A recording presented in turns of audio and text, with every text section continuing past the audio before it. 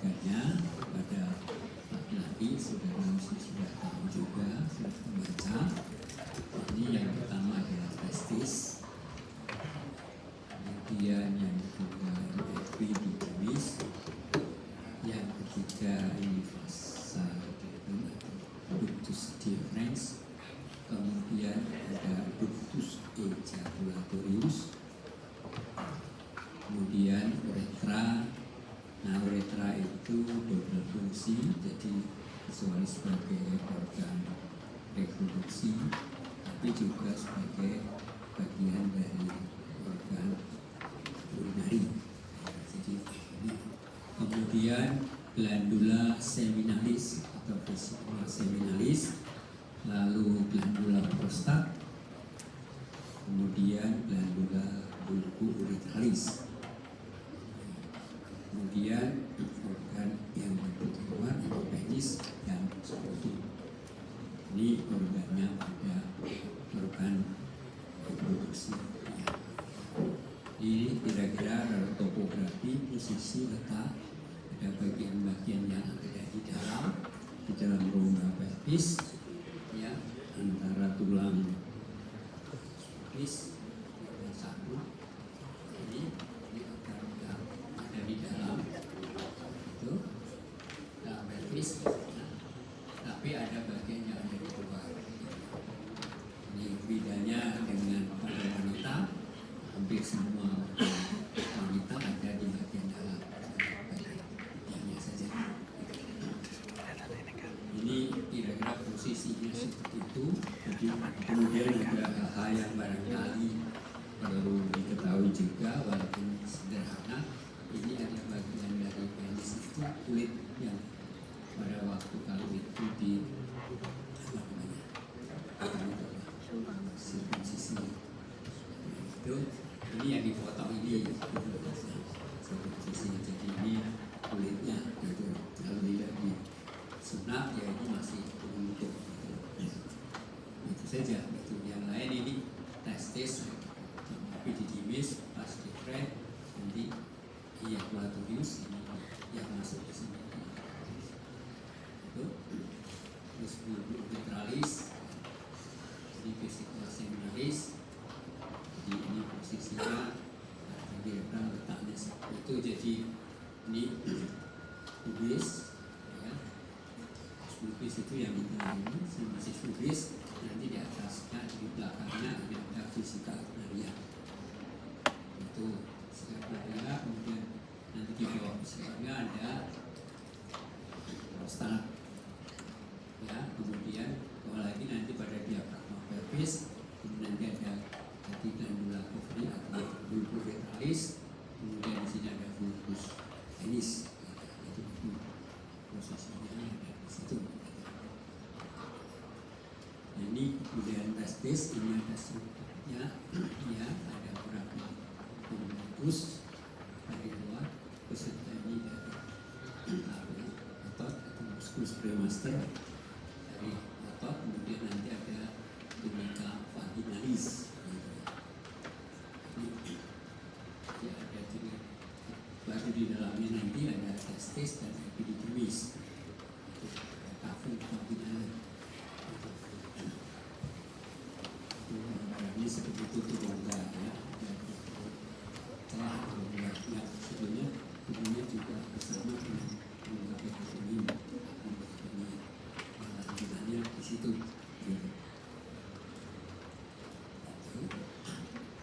Nah, ini kemudian sebetulnya secara skematis saja. Ini ada bagian-bagian lagi, ya, jadi ini nanti ada intima testis, ini tunica atau lapisan albuginia, alba itu putih, tunica alba itu berarti lapisannya putih, warna yang putih, ya. Alba. Kemudian ini ada septum atau sekat-sekat, jadi nanti di dalam sekat-sekat kemudian ada globulus, kemudian nanti di dalamnya ada suatu saluran yang berkelok-kelok, tubulus, gitu ya. Tubulus, kontopus, semipirus, begitu lengkapnya. Tapi nanti kemudian pada kelanjutannya nanti di tengah itu ada tubulus rectus.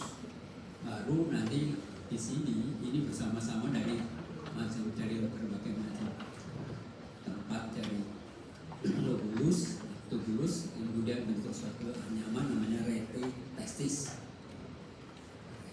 Ini kira-kira gambarannya seperti dari rete testis. Nanti kemudian ada saluran yang keluar, itu namanya ductus efferentes, vasa efferens.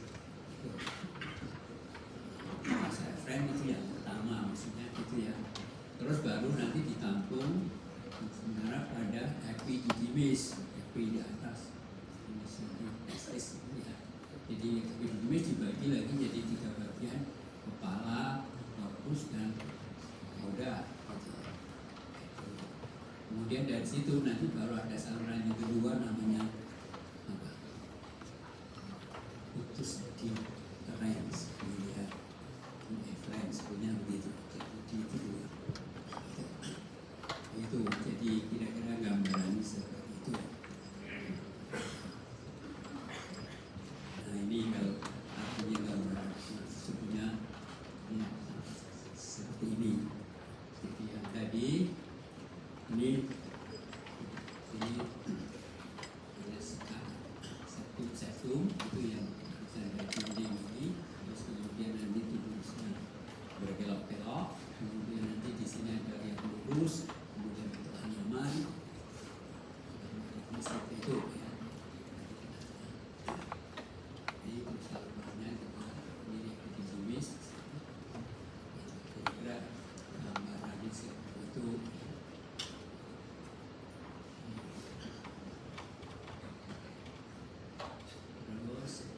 Nah ini kalau tadi tubusnya dipotong, ini mikroanatomi, nanti kemudian strukturnya nanti lumennya ada di tengah, ini lumen, terus di sini ini tubusnya itu ini ya, tadi ini potongan melintang dari tubulus.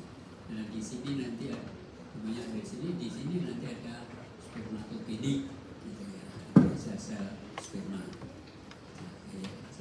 Ini jadi ini, tetapi juga ada sel-sel yang lain di sini, nanti ada namanya ini sel sertoli, sustentatif sel pendukung, penyokong dalam proses spermatogenesis. Nah itu di situ ini yang pada tubulus, tapi di luar di antara ini interstitialis di sini juga ada sel-sel, namanya sel-sel Leydig, interstitial sel, sel-sel Leydig. Jadi di sini kemudian macam-macam sel spermatogenik itu nanti kita bisa lihat. Ini kalau lebih dibesarkan maknanya, jadi di sini dasarnya ini dinding dari tubulus, di sini lumennya, kemudian gambarannya ini yang gambar seperti ini adalah sel sertoli. Jadi untuk mendukung proses spermatogenesis ini perlu sel sertoli, karena makanan semua yang diberikan ke semua sel spermatogenesis ini dari sel sertoli. Itu jadi gambarannya seperti itu. Kemudian nanti dari ujung spermatogonium saja nanti ada beberapa tahap. Ya, pertama dari A, B, kemudian intermediate B, kemudian dari B baru nanti ada spermatosit primer. Gitu. Nah, spermatosit primer inilah yang nanti akan mulai dari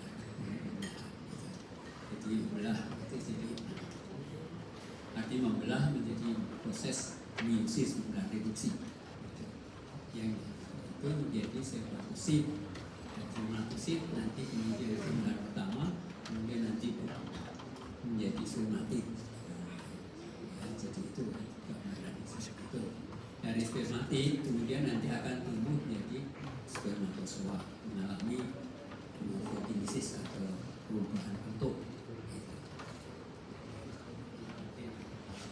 Nah, ini kalau ini skematisnya sudah. Ini ya, jadi skematisnya, jadi ini lurus ke sana, terus ini interstitialis, ini ada sel-sel ledi, yang interstitialis, ini ada sel-sel coli, terus di sini spermatogondium yang ada di dasar ini yang besar-besar ini spermatosit primer. Ini yang mulai proses meiosis. Primer, kemudian sekunder, nanti jadi spermatid. Spermatid nanti akan mengalami perubahan spermatozoa. Seperti itu. Terus di jaringan interstitialis ini juga kecuali sel-sel ledi, di sini ada kapiler. Di sini juga tidak ada kapiler. Karena itu makanannya nanti lewat ini. Sel-sel coli.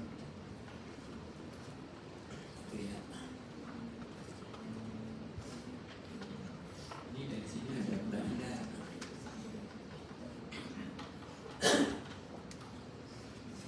Ini kemudian proses spermatogenesis. Ini spermatogenesis. Ini ada beberapa tahap. Ini adalah proses mitosis biasa, pembelaan biasa, ya. Jadi ini itu. Terus nanti dari di sini nanti akan menjadi ini jadi spermatosit primer. Yang ini akan mulai proses meiosis, pembelaan reduksi. Itu. Nah di sini proses meiosis tadi ini.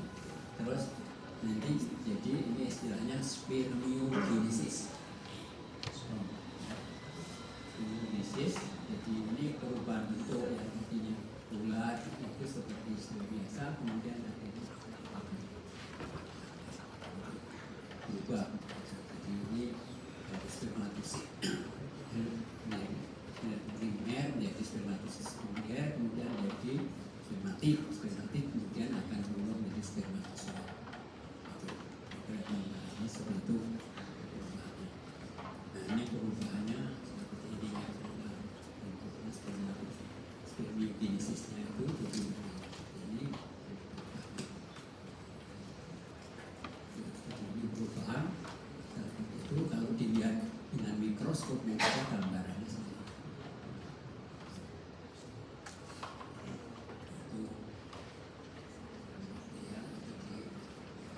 Ini jadi proses spermatogenesis ini kira-kira memerlukan waktu 74 hari, jadi lama. Ini artinya kalau spermatozoa ini seperti ini untuk mikroskopisnya, jadi ini anatomi mikroskopis. Jadi nanti ada helmnya, namanya akrosom. Helm karena perjalanannya agak jauh. Jauh itu masih jauh itu, artinya dia ukurannya berapa mikron, ini sangat kecil sekali tapi ada beberapa senti gitu. Ini kan jauh berapa kali dari ukuran tubuhnya. Jadi perjalanannya jauh pakai helm gitu. Namanya akrosom helmnya. Itu jadi, tapi tidak hanya helm murni, tapi di bawah helm itu ada suatu senjata. Itu ada enzim yang nanti bisa menembus dinding sel telur atau arteria pelindung itu sehingga bisa masuk. Ini tidak mudah ini karena ya kalau seorang laki-laki mengeluarkan sperma itu bisa ratusan juta. Ini saingan untuk membuai satu telur. Saingan kan cepat-cepatan anaknya itu cepat kalah nanti. Oleh karena itu ini arti pilihan, jadi yang sudah menjadi manusia ini pilihan dari spermatozoa. Jadi itu ratusan juta cuma satu yang bisa masuk. Kalau wanita prosesnya panjang memang sejak sebelum lahir berhubungan. Jadi ini gambarannya. Nah ini strukturnya, ini ada platila, saya kira sudah tahu fungsinya ya. Platila itu apa? itu seperti kitiran, pen. Kalau artinya mata kalau apa kapal terbang itu apa namanya, baling-baling, itu baling-balingnya, gitu. Baling-balingnya, jadi bukan begini saja tapi muter, gitu. Baling-balingnya. Nah, baling-baling itu perlu energi. Nah, energinya itu ada di sini, mitokondria. Gitu. Jadi di sini sudah dilengkapi dengan hal yang khusus yang sesuai dengan fungsinya dan kebutuhannya. Ya, jadi ini nukleus yang sebenarnya kemudian dia akrosum. Nanti akrosum itu nanti ada senjata yang bisa menembus ini. Itu berasa itu. Dalam fisis ini itu transisi mitochondria menjadi itu fungsi sipil mulai peningkatan jumlah pada waktu pubertas ya, jadi mungkin sudah dibahas. Jadi ada 3 prinsip tadi, mitosis, kemudian meiosis dan spermiogenesis atau spermatogenesis.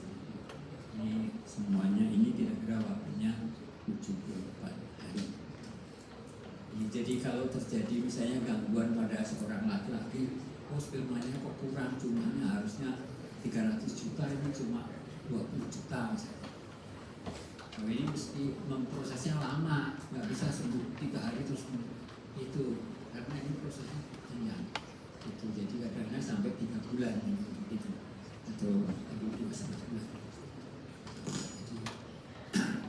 Nah, ini mungkin juga variabel-variabel yang ikut berpengaruh dengan proses spermatogenesis yang mulai dari kelenjar endokrin, hipotalamus, masuk ke fisis, kemudian nanti baru ke testis. Jadi ini kira-kira ada bisa. Jadi saudara saya kira sudah membaca ya. Jadi kemudian tadi salurannya itu ada posisi anatominya, kira-kira ini dari testis, kemudian nanti ada epididymis, kemudian kalau ada epididymis nanti kemudian deferens, ductus deferens tadinya di luar kaki pelvis atau pelvis, kemudian nanti masuk itu di dalam rongga pelvis, terus berjalan di atas samping dari fiskal maria, kemudian datang di belakang, kemudian nanti akan menjadi ductus ejaculatoris bersama dengan saluran yang berasal dari vesicula seminalis, kemudian masuk dalam prostat. Di situ sebenarnya sebagai saluran ejaculatoris, nanti masuk ke fiskal maria. Ini gambarannya mungkin juga yang beda dengan wanita. Ini uretra, uretranya ini pada laki-laki panjang dan bergelok, gitu ya. Kalau wanita lurus. Jadi ini ada 3 bagian, parsnya, pars pusat, kemudian nanti anarasia dan nanti uretra. Jadi ada 3 bagian panjang. Kemudian bagian ujung dari uretra ini juga nanti agak melebar, gitu ya.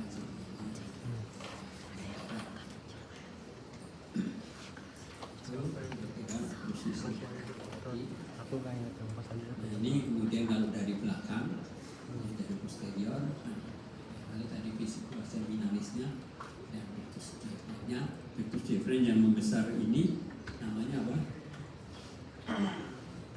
Ini apa? Ampula Peter.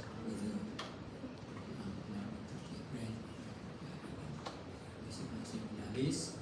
Jadi ini kemudian ductus ejaculatoris.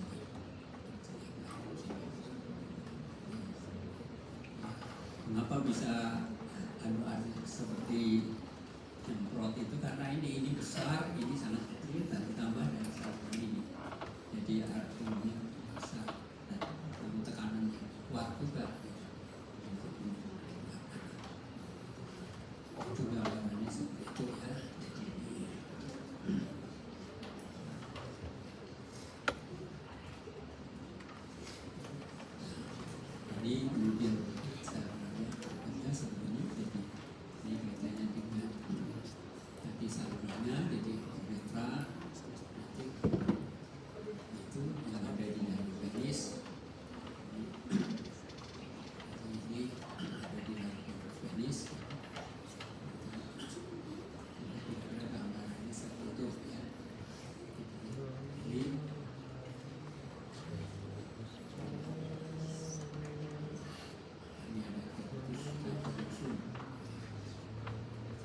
corpus ini soal diperhatikan, corpus callosum ini yang ini.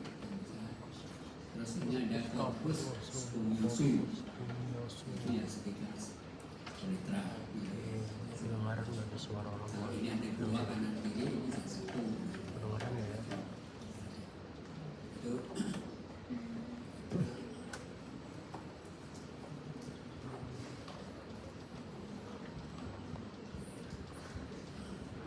Nah ini anatomi penis dan kulit spermatozoa itu. Jadi itu yang barangkali kalau penis dipotong melintang gitu, potongan melintang, ini kira-kira gambarannya seperti ini. Jadi ini corpus spumiosum. Jadi ada dua kanan kiri. Itu ini uretranya ada di sini. Ini bedanya. Nanti kalau pada wanita tidak punya ini, ya tidak nyaman. Ini jadi apa? Kalau wanita yang sama, yang identik dengan itu, labius.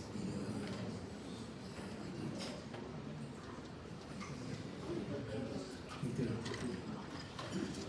gambarannya seperti itu. Itu semua penusum ini. Jadi kaverna isinya hanya kaverna, artinya rongga-rongga yang nanti akan diisi darah pada waktu ereksi gitu. Kemudian kalau dilihat dindingnya nanti kira-kira pada pada penis ini. Jadi ini ininya kemudian banyak pembuluh darah balik dan pembuluh darah nadi itu, khususnya bagian dorsal. Bagian dorsal ini karena ini itu banyak. Cuma memang distribusi yang ke sini ini memang dari ini ya, tapi yang ke testis ini asalnya susul dari dalam. Ini pembuluh darahnya nanti testicularis ini langsung dari aorta abdominalis. Terus kemudian pembuluh darah venanya yang ada di nanti dari testis ke sana itu bentuk suatu anyaman namanya plexus pambiliformis. Nah dari testis ini nanti pembuluh darah venanya ini nanti akan ke kanan dan kiri beda. Kiri nanti akan menuju ke vena renalis. Ini lebih tinggi atau lebih rendah? Kemarin belajar. Jadi lebih tinggi atau lebih rendah? Lebih tinggi. Jadi kalau lebih tinggi berarti lebih jauh. Akibatnya apa kalau lebih jauh? Lebih berat. Baliknya sana venanya, sehingga kemungkinan terjadi pembesaran vena di sebelah kiri, testis kiri lebih besar. Itu kalau pembesaran nanti terjadi apa namanya? Varikokel. Gitu. Jadi ini artinya varikokel dampaknya apa? Tadi sudah dibahas tadi. Varikokel dampaknya apa?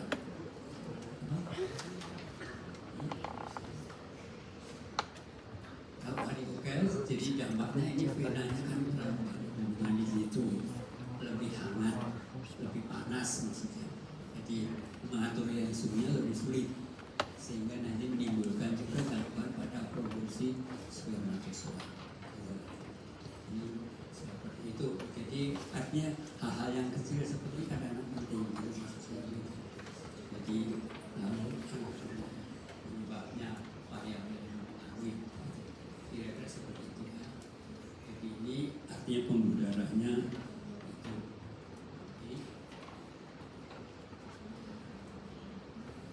skrotum. Jadi lapisannya nanti ada kutis, kulit, kutis, ada fascia subkutis atau fascia dartos. Mungkin ada dartos, fascia spermatica externa, kemudian fascia dan musculus premaster. Apa musculus premaster fungsinya apa? Muskulus apa bentuknya apa? Mbak? Otot itu fungsinya apa? kontraksi. Ya kontraksi itu dampaknya sebenarnya apa? Kalau kontraksi menyebabkan apa? Kontraksi dampaknya apa? Ada jadi gerakan, perubahan posisi maksudnya gitu ya. Jadi posisinya nanti testisnya akan ditarik atas. Kalau terlalu dingin nanti kemudian kontraksi. Gitu. Itu muskulus premaster. Kemudian ada fascia spermatica interna.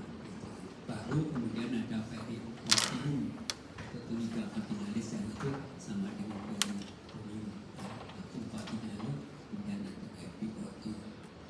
Gitu. Jadi ini lapisan yang dari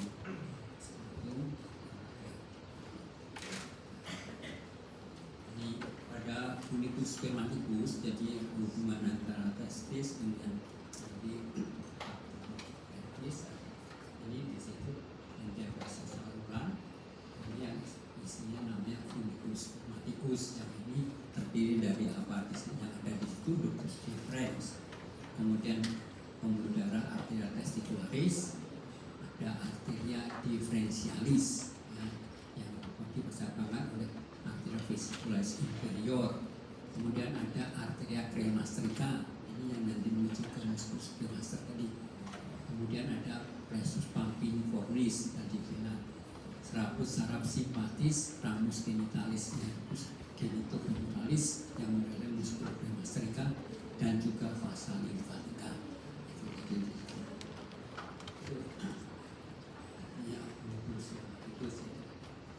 Nah sekarang kalau ereksi, jadi merasa penis yang keadaan lama itu mungkin atau lemas sehingga penis bisa dimasukkan dalam vagina. Ini fungsinya. Ya, kalau tidak bisa ereksi, tidak bisa kopulasi, itu kan. Kalau tidak bisa kopulasi, ya tidak bisa artinya mengirimkan sperma ke tuba gitu ya. Nanti kan ini terjadi pembukaan jaringan erektil penis oleh darah akibat vasodilatasi arterium penis yang diinduksi oleh sistem saraf parasimpatis dan menekan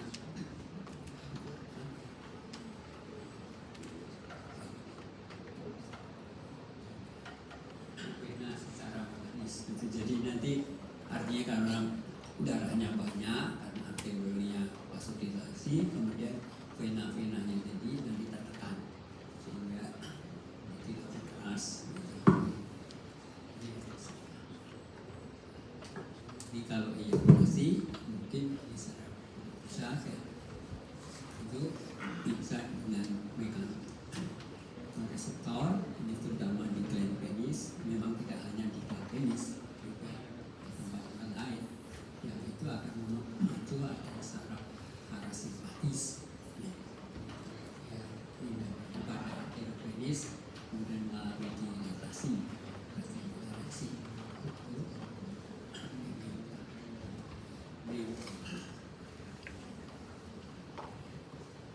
Jadi ini gambar mekanisme prosesnya bagaimana.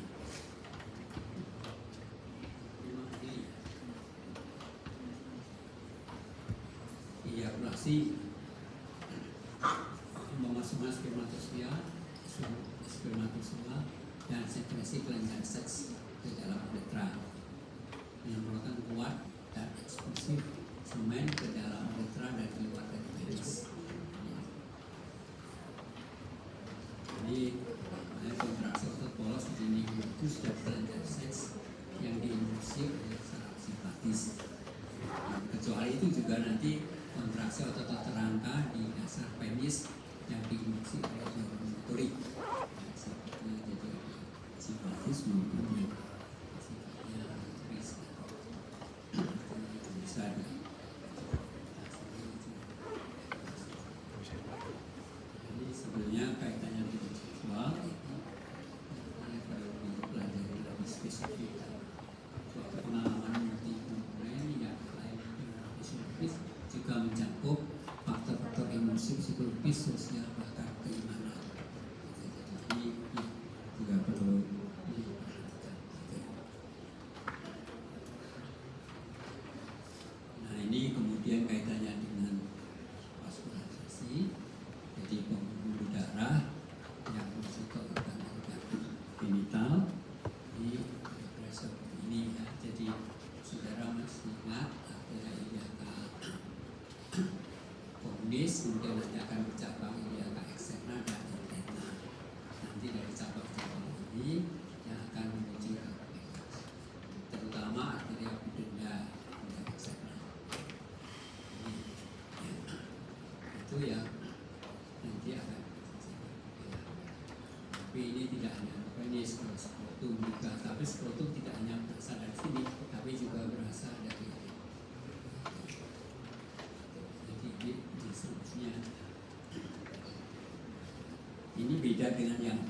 Jadi ini yang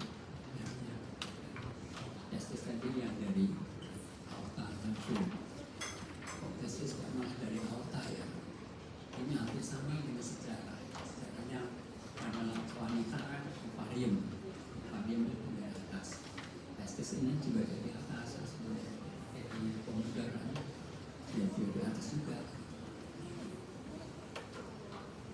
Ini kira-kira ya. Itu.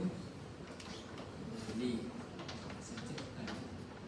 Kira-kira testis. Nanti ada pena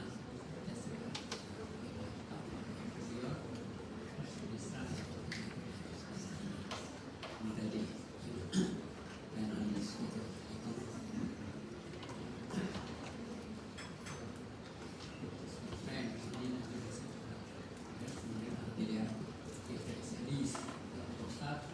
nanti dari vesikulas inferior dan arteria rectalis. Ya kadang-kadang hal-hal yang kecil kayak gini ini penting ya, kadang-kadang untuk mengetahui gangguan pada organ tertentu ini mungkin bisa juga karena masalah distribusi makanan, terutama arteria itu perlu diketahui juga, jangan-jangan nanti tempat lewatnya ini terganggu gitu. Ini nanti dipelajari sendiri ya.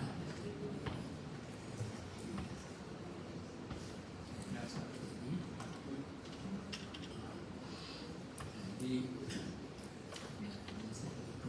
kalau ini gambarnya ini pada wanita ya.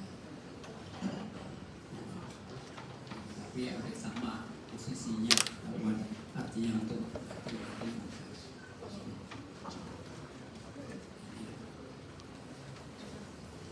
Jadi cabang-cabang dari arteria internal, itu nanti itu ada bagian anterior, ada bagian posterior.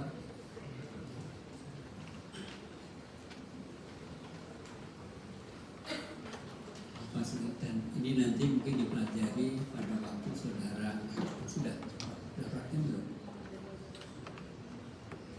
Sudah diperhatikan. Memang kalau pada preparat lebih sulit, ya, karena warnanya tidak ada yang merah seperti itu.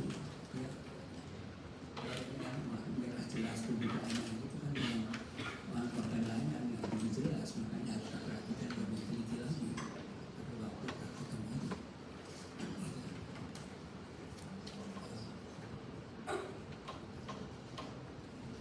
Nah, ini kemudian kaitannya dengan aliran limfonya, kira-kira walaupun ini saya gambarkan secara skeletopi atau posisi terhadap kerangka tubuh.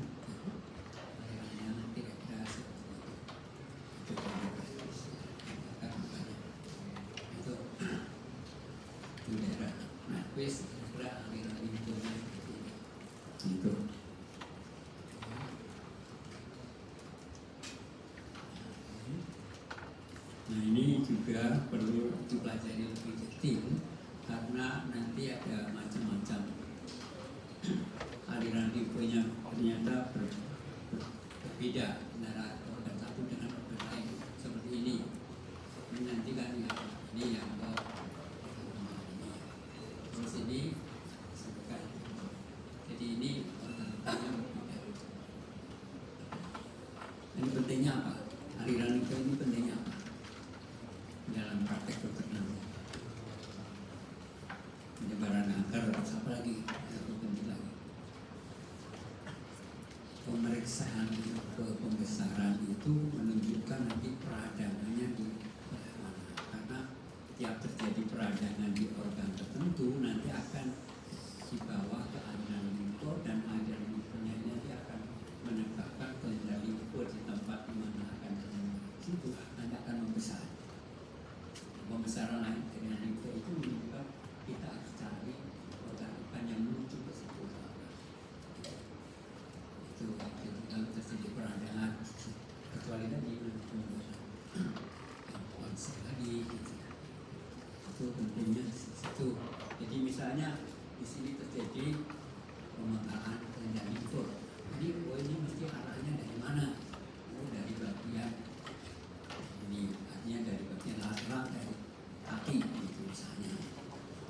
sini besar, ini dari media kaki.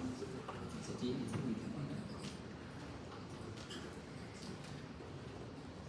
ini gambarannya yang warna kuning, warna hijau.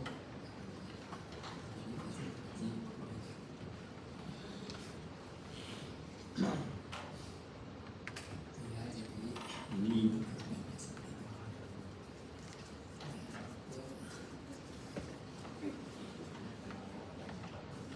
kadang-kadang kelihatannya dekat, tapi ternyata jauh arahnya. Itu ya penting. Ini kemudian kaitannya dengan saraf. Saraf ini saudara sudah belajar saraf sudah. Sistem saraf sudah belajar belum? Oh belum, ya kan salah. Ya ini jadi sistem saraf ini kan kaitannya dengan sistem saraf otonom itu ada simpatis dan parasimpatis. Alur simpatis ini istilahnya biasanya torak, maksudnya apa? Ya nanti dipercabangkan oleh daerah torak. Itu ya.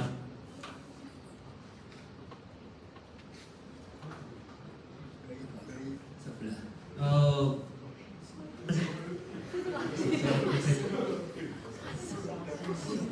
Nah, untuk materi kita hari ini itu dari Pak Gadi katanya latihan mandiri persiapan untuk minggu depan kita ujian lisan satu.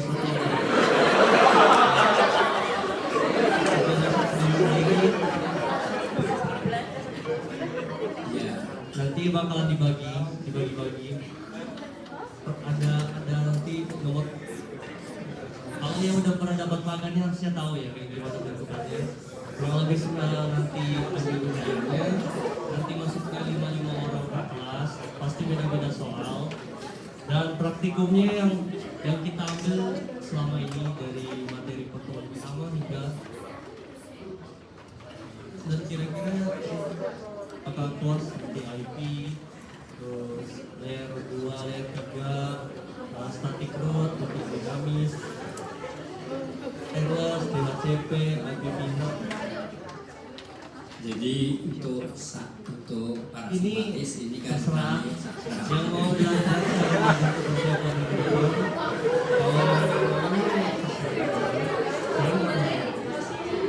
Tapi yang otomatis kalau mau belajar, tapi ya, silakan aja. Kalau lebih seperti itu untuk hari ini, jangan lupa presensi.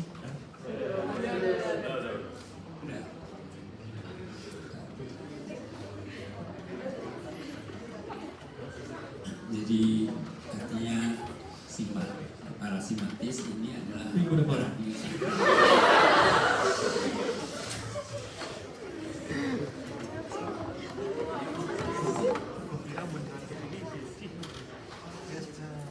Tapi kami tidak bisa berani melarang gitu. Jadi artinya untuk parasimpatis ini kan pusatnya di kraniosakral. Jadi oleh karena itu nanti kalau yang daerah ini genital khususnya ini biasanya nanti lumbuh sakral. Artinya untuk simpatisnya ini dari lumbural, parasimpatisnya dari sakral. Itu ya, ini pusat penaturannya dari situ. Ini yang mungkin perlu diketahui. Jadi kalau ada gangguan-gangguan kaitannya dengan simpatis daerah itu mungkin perlu nanti dicari penyebabnya daerah-daerah di situ. Ini gambarnya seperti itu. Jadi ini nervusnya apa saja yang khusus itu. Nervus yang berasal dari plexus lumbar, superior, inferior. Namanya nervus iliogastricus. Ini terutama dari segmen frontal 12 dan lumbar 1. Kemudian nervus iliominalis di lumbar 1, nervus genitofemoralis lumbar 1 dan lumbar 2. Ini nanti ada ramus genitalis dan ramus femoralis. Kemudian yang 4 nervus cutaneus femoralis lateralis bawah.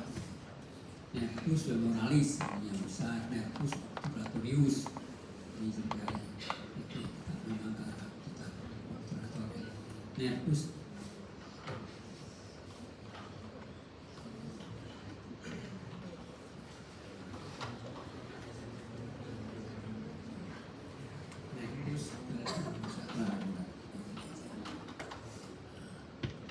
sakralis ini nervus yang di umum punya sakralis ini sakralis itu nervus sakralis masih secara dua dan sakral apa ya.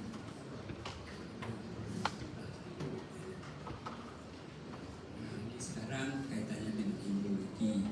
Jadi antara laki-laki dan wanita pada waktu embrio itu akan bersama organ genitanya. Karena itu namanya indiferent gonad. Ya, gonadnya itu sama. Itu terdiri dari tubulus mesonephriticus. Kemudian ada ductus mesonephriticus.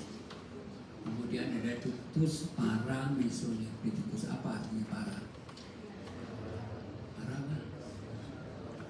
Para itu di di antara samping, di samping. kiri gitu ya, atau di samping. Ya. Itu para, jadi letaknya posisinya gitu. Kemudian ada sinus urogenitalis.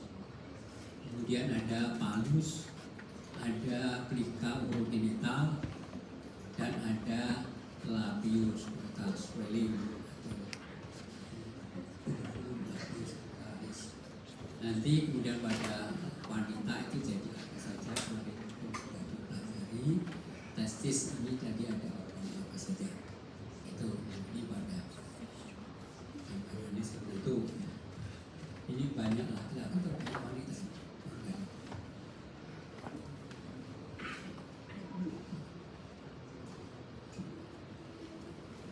Sama. Jadi kalau testis ini mungkin kalau digambarkan ini proses arti pembentukannya ini mungkin kalau dari sel-sel embrional plastomir nanti ada jadi embrioblas yang dalam sel-sel embrion semua, kemudian ada trophoblas yang nanti ada bagian dari plasenta itu. Kemudian embrioblas ini nanti ada 3 lapisan, yaitu ada ectoderm, mesoderm, dan endoderm. Nah, untuk jaringan genital ini dari mesoderma. Nah, mesoderma ini nanti ada paraaxialis, jadi kemudian intermediate dan lateralis. Nah, nanti yang akan membentuk organ genital ini dari intermediate, yaitu cresta urogenitalis. Itu. Cresta urogenitalis nanti akan menjadi ada bagiannya di cresta gonadalis. Itu cresta gonadalis. Tapi juga nanti akan dipengaruhi oleh mesoderm lateralis yang nanti itu. Nah, kemudian juga akan mengaruhi dari alat twistika kemudian sel itu yang nanti akan menjadi spermatogonium. Kemudian jadi seseptori. Nah, ini artinya gambarannya seperti itu. Jadi perbedaannya ini ada di sini. Ada jadi F ini. Jadi nah ini jadi ada kromosom Y ini. Kromosom Y nanti ada gen tertentu yang namanya testis determining faktor. Itu yang ada di dalam kromosom Y. Ini yang akan menentukan nanti indifferent gonad tadi akan menjadi testis.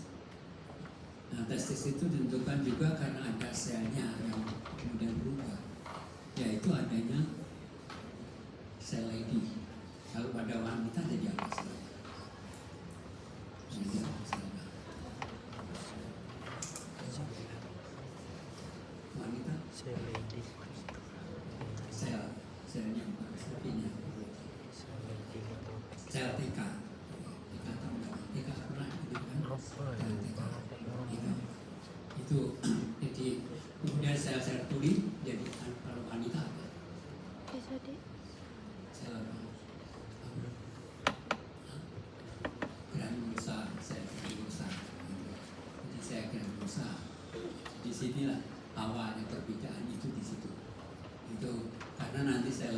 akan membuat testosteron.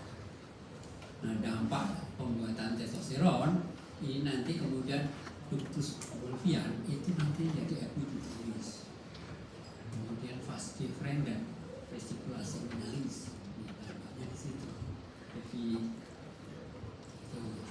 tetapi tidak hanya itu, testosteron itu nanti akan diubah menjadi dihidrotestosteron. Dampaknya apa? Dampaknya terhadap organ-organ luar khususnya ya, jadi ya, itu yang uretra endothelium menjadi prostat, kemudian genital swelling menjadi skrotum, kemudian tuberculum genital menjadi penis.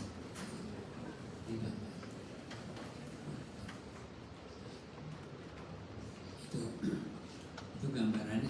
Kemudian adanya sel Sertoli di sini nanti mengeluarkan suatu bahan tertentu, Mullerian inhibiting factor. Ini dampaknya apa? Ductus Mullerinya nanti degenerasi.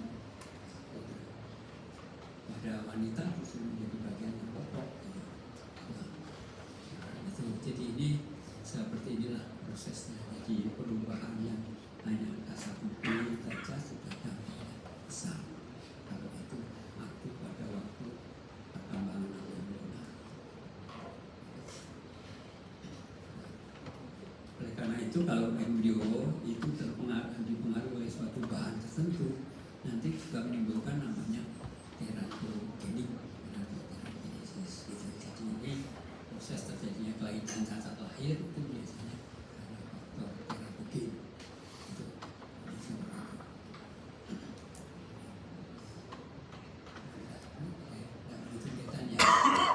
Maksudnya ini artinya dari bahan-bahan yang awalnya merupakan sinus, kemudian ada para mismatis ataupun ini kalau pada laki-laki sebenarnya yang dominan.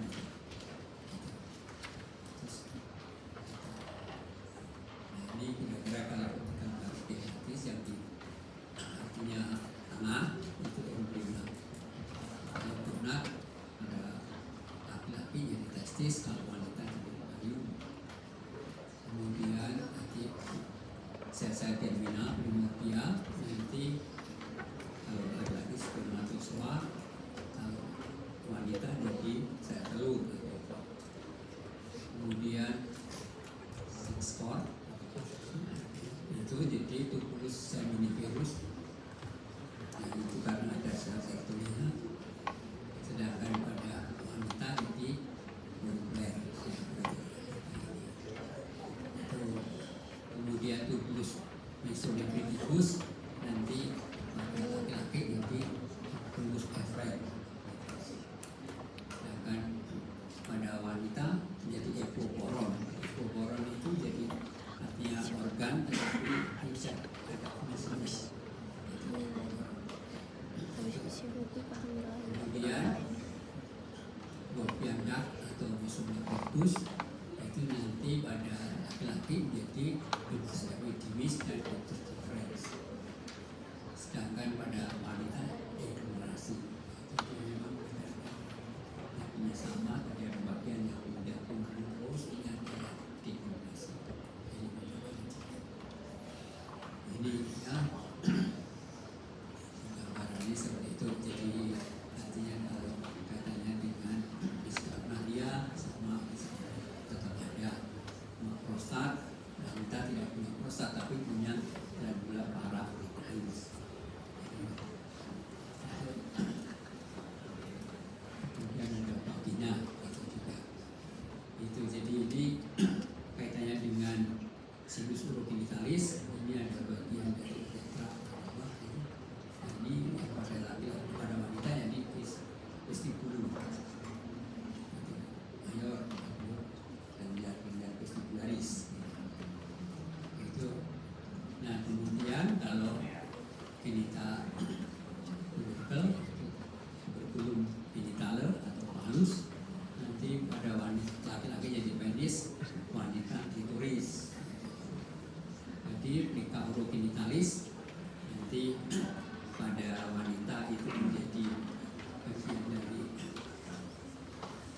yang murah, sedangkan pada laki-laki nanti jadi uretra.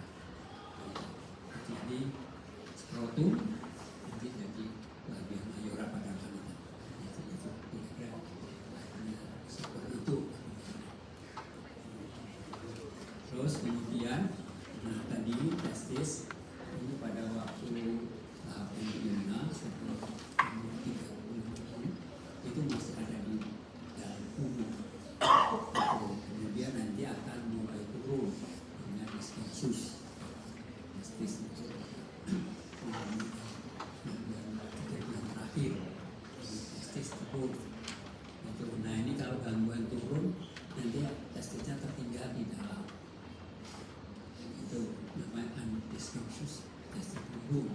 Kalau testis di dalam dampaknya apa?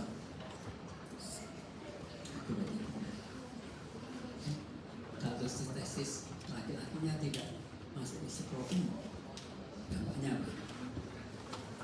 Produksi spermanya jadi kurang. Kan di sperma itu diproduksi pada suhu optimal itu pada suhu berapa?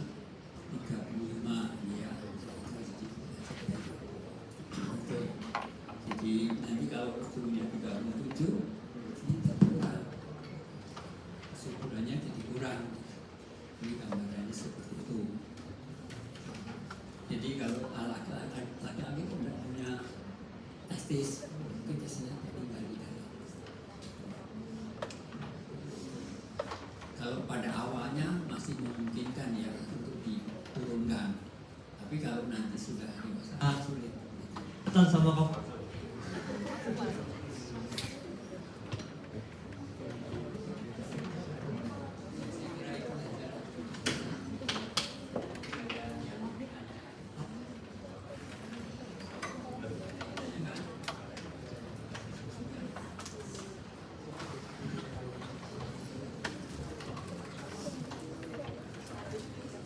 Idealnya dari bahan apa yang saudara pelajari ini kita usahakan untuk dievaluasi. Ya cuma kita tidak semuanya akan dilakukan karena waktunya terbatas. Ujian kan hanya berapa jam? 2 jam. Nanti kalau sudah lagi Ya satu-satu cerita. ya kurang lebih kayak gitu ujiannya. Kalau mau belajar boleh, kalau enggak ya sabar.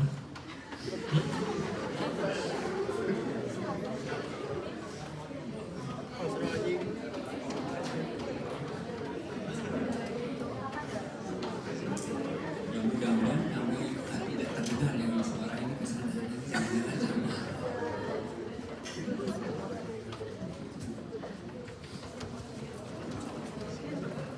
Ada yang menanyakan mungkin ini kasih gambarannya seperti itu. Jadi kita akan coba untuk mengenal organ genital, khususnya genital pada pria itu. Kemudian genital sama pria itu juga ada kesamaannya dengan wanita. Itu pada awalnya itu. Ya. Karena nanti kalau kita tahu kesamaannya itu akan memudahkan kita belajar yang lain juga. Seperti tadi ovarium sama testis itu nanti arterinya hampir sama, itu namanya aja beda. Satunya arteria ovarika, satunya testis, tapi dipercayai mungkin hanya sama. Misalnya seperti itu. Jadi karena itu dalam sejarahnya sama. Awalnya itu terjadi misalnya seperti itu. Nanti demikian juga antara skrotum dengan lambimayus.